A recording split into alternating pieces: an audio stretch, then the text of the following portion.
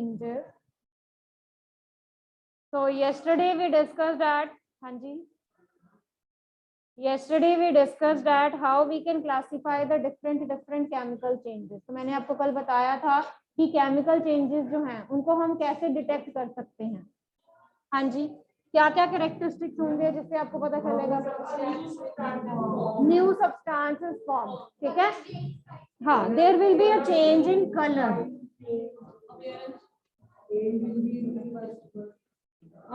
Colour change हो सकता है. जैसे मैंने आपको कल एग्जांपल दी थी किसकी कॉपर सल्फेट एंड आयरन की कल हमने रिएक्शन डिस्कस की थी जिसमें कलर चेंज था. कार्बन डाइऑक्साइड गैस इवॉल्व हुई थी तो हमने गैस की एग्जांपल ली. एनर्जी चेंजेस जिसमें मैंने आपको बताया था heat light they can be produced. Heat and light can be produced.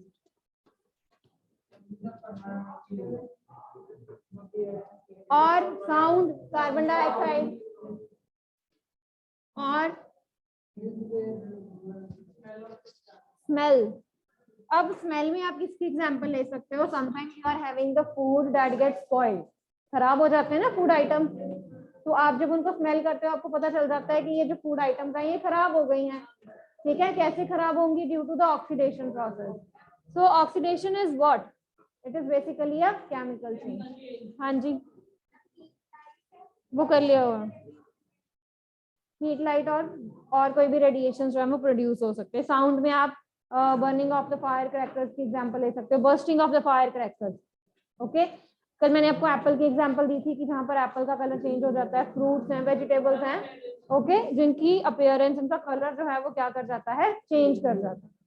Photosynthesis process, digestion process, they all are chemical change. क्योंकि इन सब में क्या हो रहा है, अ न्यू सब्सटेंसेस फॉर्म. ठीक है जी. क्लियर. हमने कल विनेगर की एग्जांपल की थी. That was termed as neutralization reaction. Neutralization is the neutralization of acid with the base in order to form salt and water. Okay. चलिए, coming to the next now. Today the next chemical change that we will be discussing is the rusting of iron. The next chemical change we will be discussing is the rusting of iron. What is rusting, beta, or what is rust?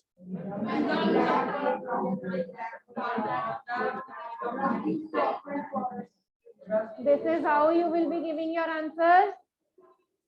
Just simply raise your hands. हाँ जी साव्या.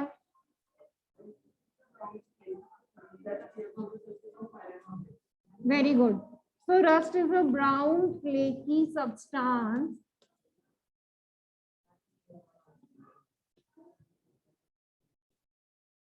that appears on the iron object.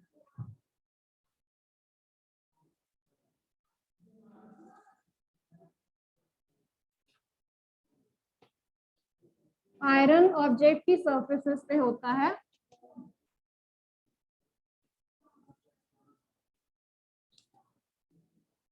Okay. And this process is known as rusting. ठीक है. इस process को हम क्या कहते हैं, we call this process as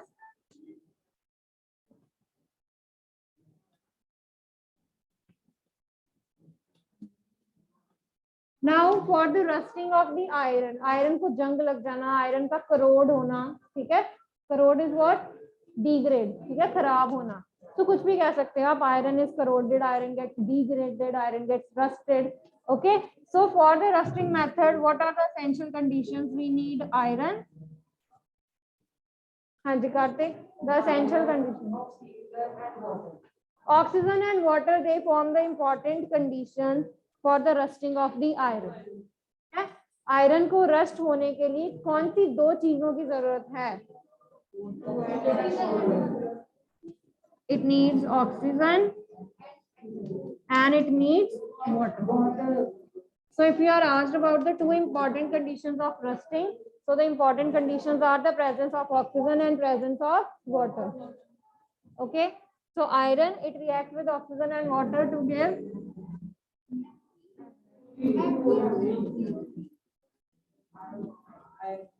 Fe2O3 dot X water, that is iron 3 oxide, जिसको आप क्या कहते हो, which we called as rust. Is this clear?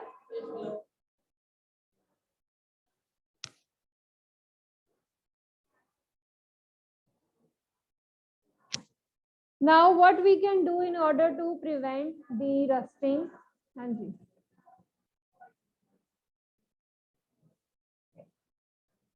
Okay. Sit down, beta. So how you can protect the iron from the rusting? So prevention कैसे है? The first method is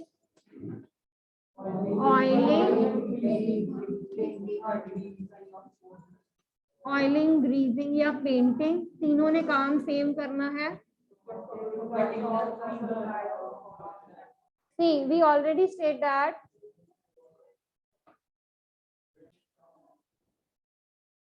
so oiling, painting and greasing, what they are actually going to do? See, हमने important conditions of rusting में ये कहा है कि rusting के लिए जो water है और जो oxygen है वो होने जरूरी है, right?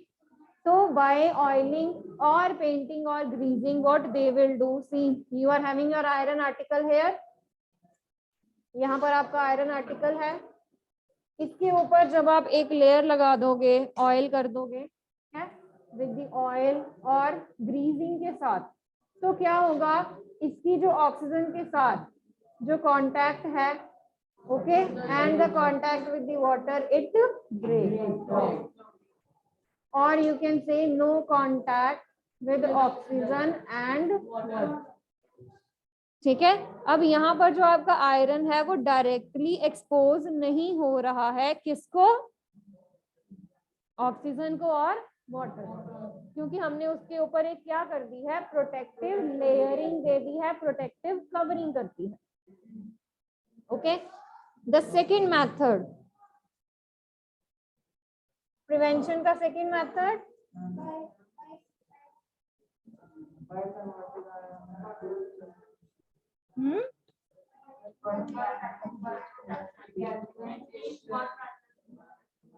एलॉय. एलॉय जहां पर आप क्या कर सकते हो, उस आयरन के एलॉय फॉर्म कर सकते हो. Okay. So what we can do, it is basically the mixing of the metals and non-metals. Okay, for example, we can form the stainless steel. हाँ जी, क्या composition है stainless steel की?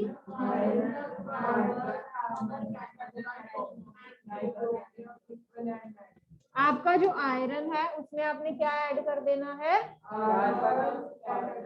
Carbon, okay, and some of the other metals like nickel, chromium और manganese.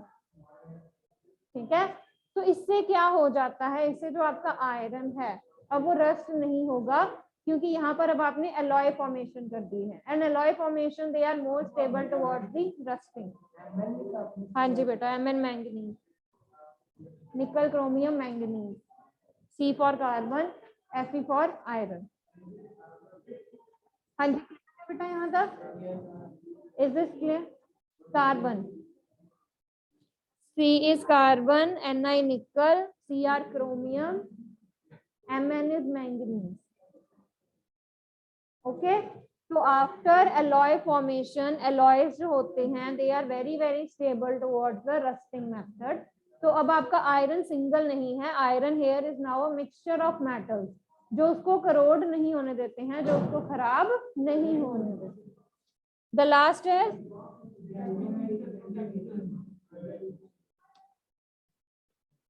Sacrificial protection. Sacrifice करना, एक metal जो है वो दूसरे मेटल के लिए क्या कर रहा है, सैक्रिफाइस कर रहा है. Here we will be talking about the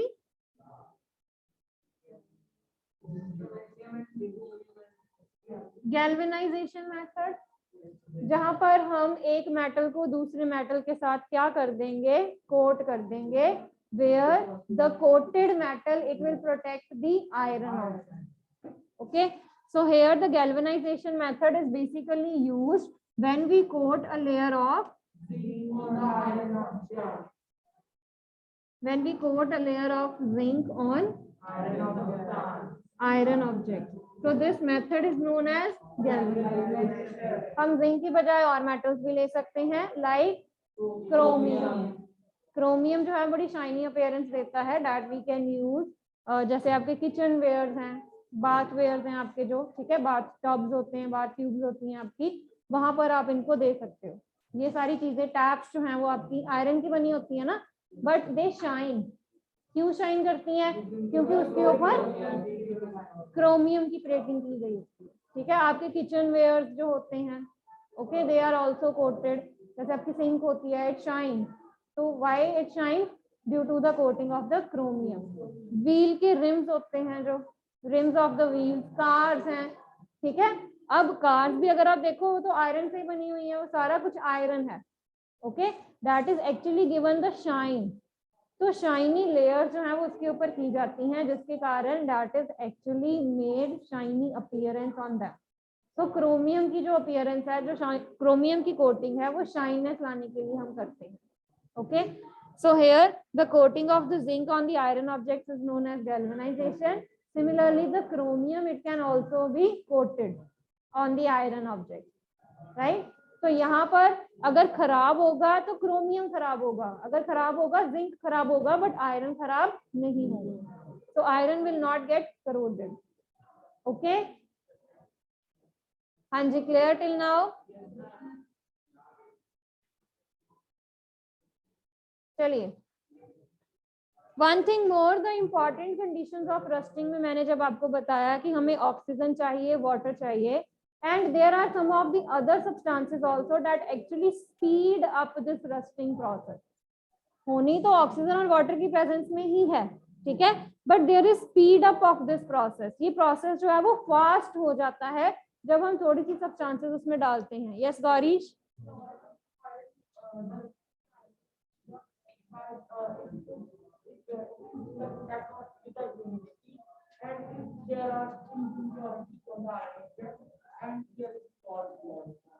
Okay, so the main and the important conditions that actually fasten up this rusting process, तो सबसे पहले है humidity, second is impurity, and the third thing is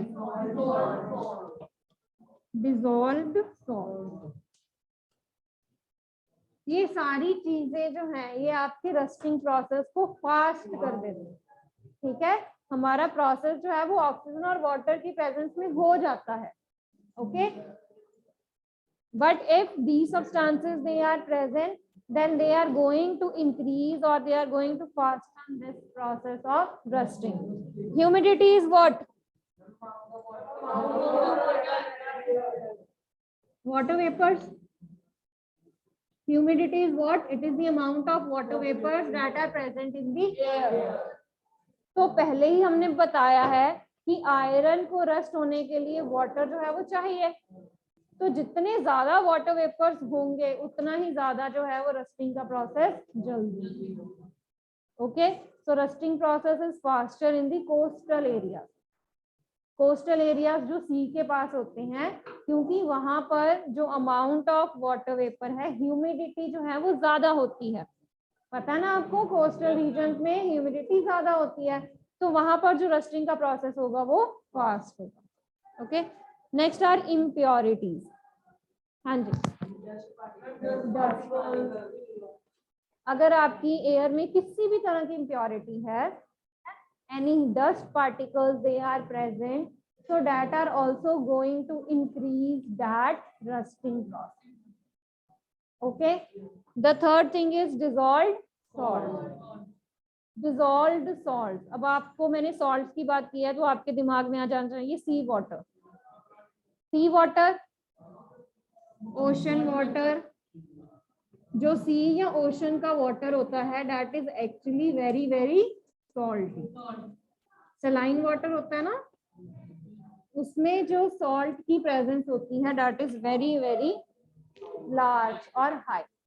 ठीक है, high amount of salt they are actually present in the sea water और the ocean water, जो क्या करते हैं, yes, these salts or this water it actually increases the rusting process. ये भी एक तरह से क्या कर रहे हैं, impurities को ही increase कर रहे हैं. Here the salts also they are acting as the impurity that will be increasing or that will be speeding up this process of rusting. ठीक है बेटा, तो रस्टिंग का मेथड जो है वो इन तीन चीजों से बढ़ जाता है. Now you all are familiar कि जो शिप इंडस्ट्रीज होते हैं, ठीक है, they actually suffer huge loss every year. Why? क्योंकि जो शिप है it remains continuously in the sea water. Plus मैंने आपको बताया है कि जो सी है वहां पर ह्यूमिडिटी भी बहुत ज्यादा है. हाँ, कोस्टल रीजन है ये, तो ह्यूमिडिटी होगी, ह्यूमिडिटी ज्यादा है, plus the ship is present in the sea water. तो सी वाटर होने के कारण डिजॉल्व्ड सॉल्ट्स और इम्प्योरिटीज भी ज्यादा हैं. तो ये सारे फैक्टर्स जो हैं दे आर एक्चुअली इंक्रीजिंग और they are actually accelerating the process of rusting. तो इसीलिए जो शिप्स होते हैं, जो उनके आयरन ऑब्जेक्ट्स वहां पर उन्होंने यूज किए होते हैं, सी पूरे का पूरा शिप तो नीचे नहीं है, ठीक है, only the part that is actually exposed to the sea or the ocean water, उसको frequently उनको क्या करना पड़ता है, चेंज करना पड़ता है, क्योंकि वहां पर रस्टिंग का प्रोसेस जो है वो बहुत ज्यादा है. Okay, so the parts of that iron object that are actually submerged in the water, they need to be replaced regularly. Okay, so that's why they suffer huge loss every year. Clear? चलिए, coming to the next now. Next is crystallization process. The next is crystallization process. So here they are asking one question. See, oh, that is why my friend Rita is always complaining about iron articles rusting so fast. She lives near the coast. तो आपसे question पूछ सकते हैं कि coastal areas में जो rusting का process होता है वो स्लो होता है कि फास्ट होता है? वाई? ह्यूमिडिटी ज्यादा है, ठीक है. And one thing more, you know the ozone layer. क्या होती है ओजोन लेयर बेटा?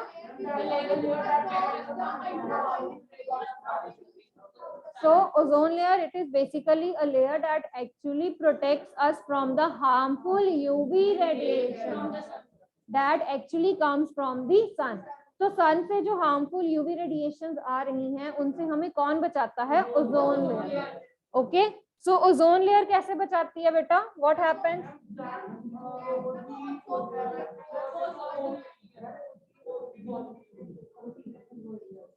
The ozone layer, when it actually absorbs the UV radiation, when it actually absorbs the UV radiation, it gets changed into O2 plus oxygen. Okay, so this is also a type of which change? Chemical. ठीक है, ये भी कौन सा change है? Chemical change. ठीक है, तो यहाँ पर जो ओजोन है आपकी, ये एक्चुअली एक्ट करती है as a natural shield that actually protects you from the harmful UV radiation. Okay,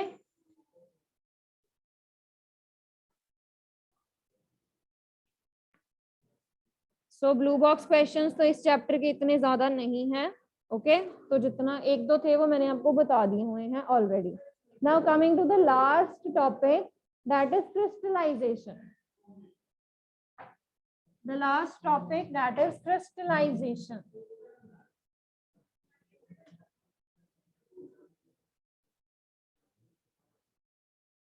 You are having test today? You are having test today?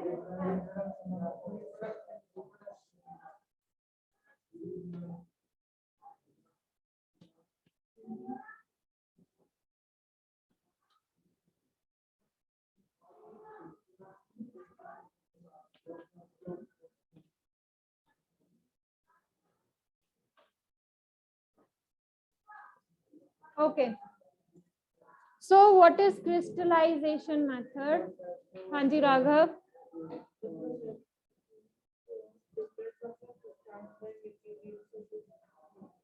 Okay, sit down. So we are having many substances that are actually present in the impure form. हमारे पास बहुत सारी चीजें होती हैं जो impure form में present होती हैं या इम्प्योर हो जाती हैं पड़े पड़े. ठीक है, तो हम क्या चाहते हैं? We want to change them from the impure one to the pure state, और प्योर सैंपल चाहिए, प्योर सब्सटेंस चाहिए हमें. और we can use the crystallization method in order to obtain the crystals of substance.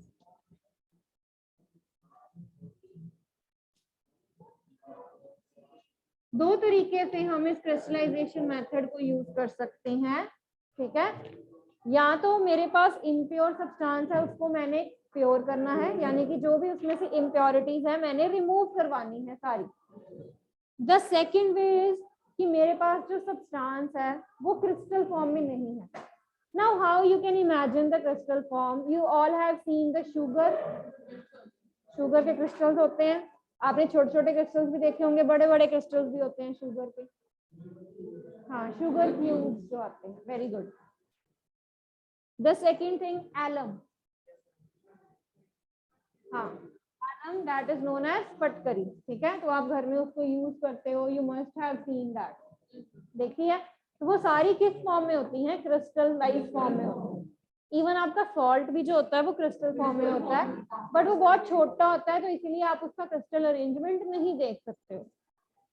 ठीक है, तो ये सारी चीजें. अब देखो, जब आप किसी सब्सटेंस को, सपोज आपके पास एलम है, एलम को आपने ब्रेक कर दिया पीसेस में, आप चाहते हो कि दोबारा मुझे वो एलम जो है वो दोबारा क्रिस्टल की फॉर्म में आ जाए. Okay, you want that alum in again the crystalline form, जिसको आपने पहले ब्रेक कर दिया है. So we can actually use this crystallization method in which we can actually obtain the crystals of the substance by making it which solution? Now what is saturated solution?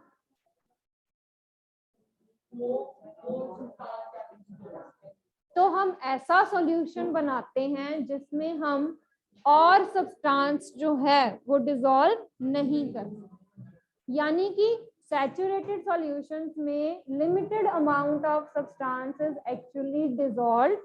उसके बाद आप जितना मर्जी उसमें डिसॉल्व करने की कोशिश कर लो, वो चीज जो है वो डिसॉल्व नहीं होगी.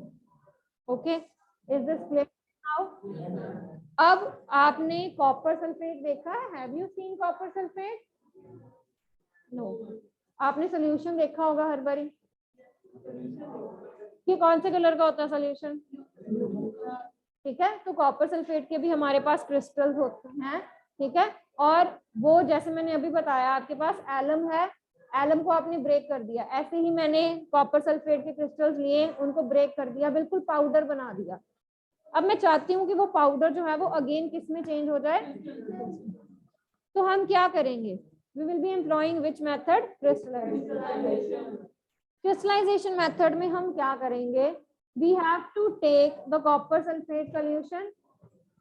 हमने कॉपर सल्फेट ले लेना, वो जो पाउडर है उसको मिनिमम क्वांटिटी ऑफ वाटर में क्या कर देना है? डिसॉल्व करना.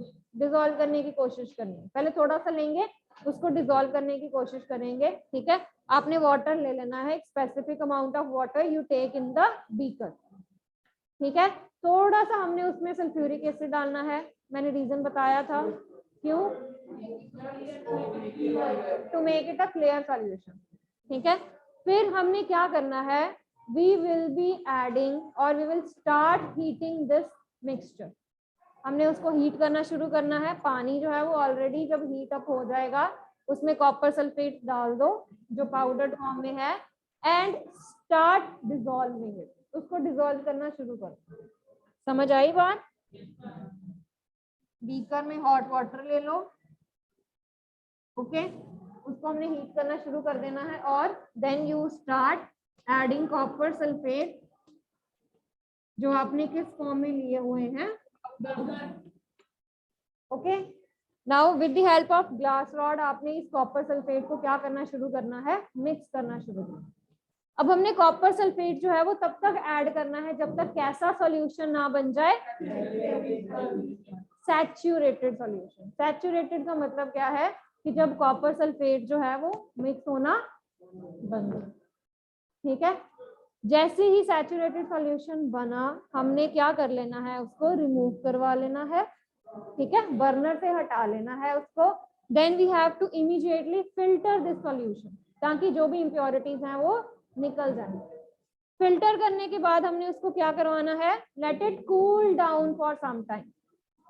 Okay, let the solution be cooled down for some time.